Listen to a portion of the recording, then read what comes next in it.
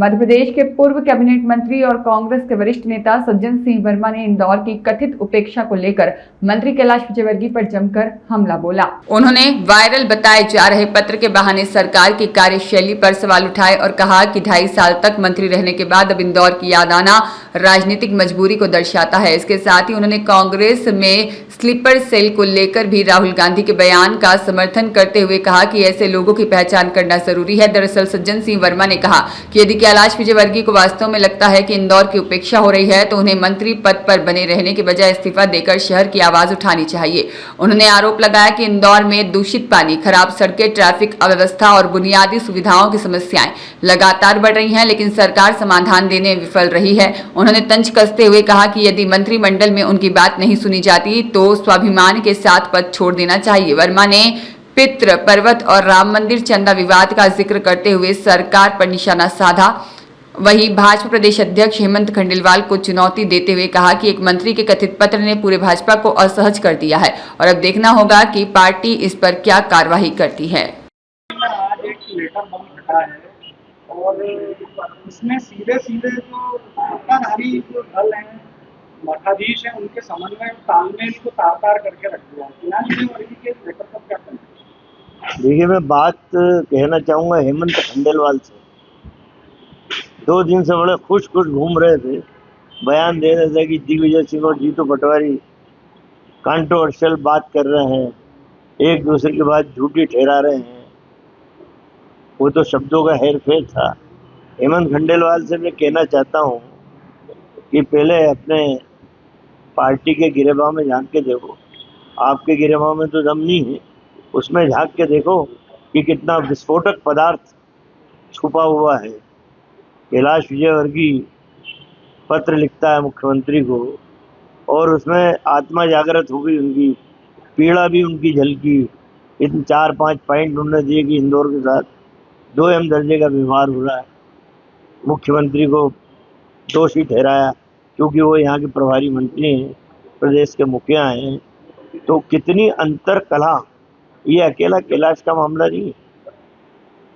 प्रहलाद पटेल, राकेश सिंह, विश्वास सारंग से 5-7 लोग हैं जो उपेक्षित हैं इस मध्य प्रदेश सरकार में मंत्रिमंडल में रहते हुए।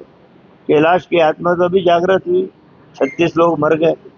मैंने तो उनसे अनुरोध किया था कि यार कैलाश भैया, जब ऐसी स्थिति हो, स्वाभिमान को चोट पहुंचे और अपनी बात मंत्रिमंडल में नहीं सुनी जाए तो ऐसे मंत्री पद से इस्तीफा दे देना चाहिए।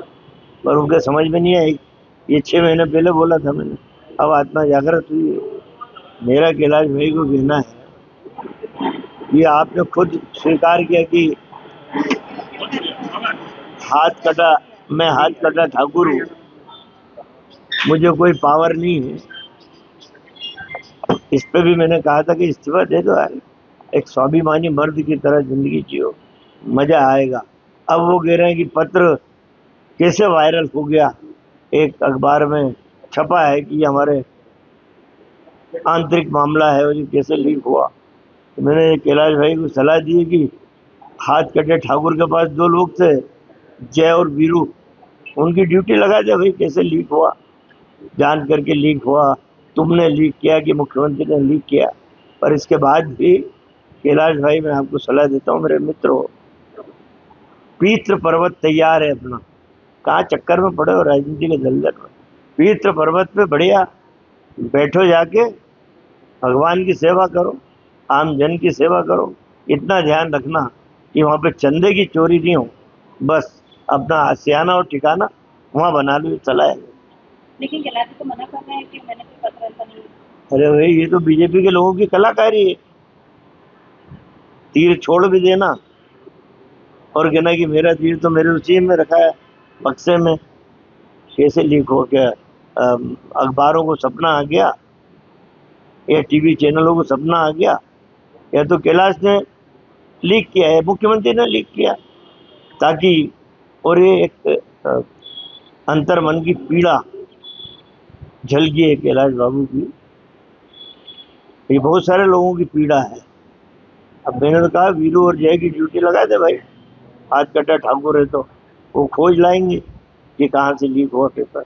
अब इनकार करने से क्या है, तीर तो निकल गया और आम जनता राजनीतिक क्षेत्रों में हल्कों में इस बात की चर्चा है कि हेमंत खंडेलवाल, देखते हैं अब क्या एक्शन लेते हैं, कितना दम है हेमंत खंडेलवाल में।